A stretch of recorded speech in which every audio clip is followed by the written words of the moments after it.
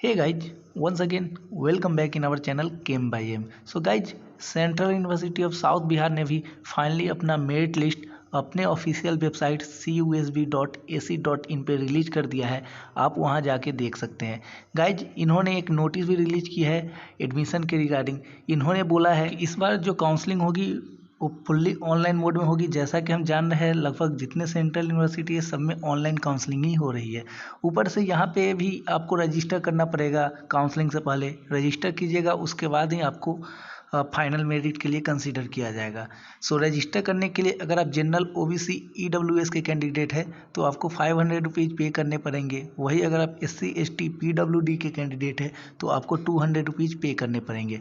और हाँ, ये जो मेरिट लिस्ट CUSB ने निकाला है डिफरेंट सब्जेक्ट्स के लिए, इनमें सिर्फ उन्हीं स्टूडेंट्स का नेम होगा जिन्होंने CUCET में CUSB को चूज किया होगा और CUCET एग्ज़ाम के लिए बैठे होंगे। सिर्फ उन्हीं स्टूडेंट का नेम इसमें होगा। और हाँ, ये जो मेरिट लिस्ट है ये रॉ मेरिट लिस्ट है, यानी अनकन्फर्म्ड मेरिट लिस्ट है। फाइनल मेरिट लिस्ट तभी बनेगा जब आप रजिस्टर कीजिएगा। मीन्स सभी स्टूडेंट जब काउंसलिंग के लिए रजिस्टर कर लेंगे, उसके बाद CUSB एक फाइनल मेरिट लिस्ट निकालेंगे, उसके आधार पर सीट आपको अलॉट की जाएगी। गाइज, मैं अब आपको बताऊंगा कि आपका कितना मार्क्स होगा तो आपको रजिस्टर करना चाहिए। सो अगर आप UG प्रोग्राम्स में रजिस्टर करना चाहते हैं, जैसे BA BEd, BA LLB और BSc BEd के लिए, सो अगर आपका 30+ मार्क्स होगा तो आपको ज़रूर से ज़रूर रजिस्टर करना चाहिए। ऐसा मैं क्यों बोल रहा हूँ आगे मैं आपको एक्सप्लेन कर दूंगा। इसी तरह अगर आप MSc प्रोग्राम के लिए अप्लाई करना चाहते हैं तो अगर आपका 15+ मार्क्स होगा, यस 15 से ज़्यादा नंबर होगा तो आपको रजिस्टर करना चाहिए।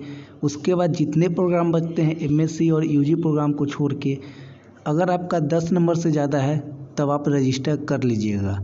अब मैं रीज़न बताता हूँ कि आपको रजिस्टर क्यों करना चाहिए। पहली बात तो कि CUSB में सिर्फ आपको 500 रुपये रजिस्ट्रेशन के लिए पे करने हैं। ये आपसे एडवांस में ही एकेडमिक फ़ी नहीं मांग रहे हैं जैसा कि शिवराज ने किया है। सो यहाँ पे रिस्क फैक्टर है जो कम हो जा रहा है, रिफ़ंड वगैरह का टेंशन लेने की बात नहीं है। सो आपको करना चाहिए। दूसरी बात यह है कि बहुत बच्चों के जहन में एक क्वेश्चन होगा कि सर मैंने मेरिट लिस्ट देखा तो मेरा तो रैंक 400 है, 300 है, 200 है, कैसे होगा, सीट तो सिर्फ 20 है या 30 है। सो उसकी टेंशन आपको नहीं लेना है। आपके एंड पे जो है वो कीजिए ना, क्योंकि एक स्टूडेंट होता है उसको कम से कम 3 यूनिवर्सिटी चूज करना होता है फॉर्म फिलिंग के समय। सो वो 3 यूनिवर्सिटी चूज करता है तो उसके पास 3 ऑप्शंस रहते हैं। जैसे किसी बंदे का इसमें 50 मार्क्स है तो हो सके उन्होंने 3 यूनिवर्सिटी चूज किया होगा, as example Rajasthan, Haryana, south Bihar, तो हो सके उन्होंने हरियाणा पिक कर ले तो साउथ बिहार का सीट वैकेंट हो जाएगा। वैसे ही जो ये मेरिट लिस्ट है इसमें से मैक्सिमम ऐसे बच्चे होंगे जो रजिस्टर ही नहीं कर पाएंगे। सो अपने इंड पे आप चूकिए मत, आपको रजिस्टर करना चाहिए जैसा मैंने आपको बता दिया। पिछले साल का कट ऑफ अगर आप देखिएगा तो आपको एक अंदाज़ा हो जाएगा, क्योंकि पिछले साल का कट ऑफ 10-15 मार्क्स ही थे मैक्सिमम MSc MA प्रोग्राम्स के लिए। सो आप चूकिए मत। पिछले बार बहुत से स्टूडेंट यही सोच कर नहीं किए होंगे कि अरे भाई मेरा तो इतना कम नंबर है, कैसे होगा।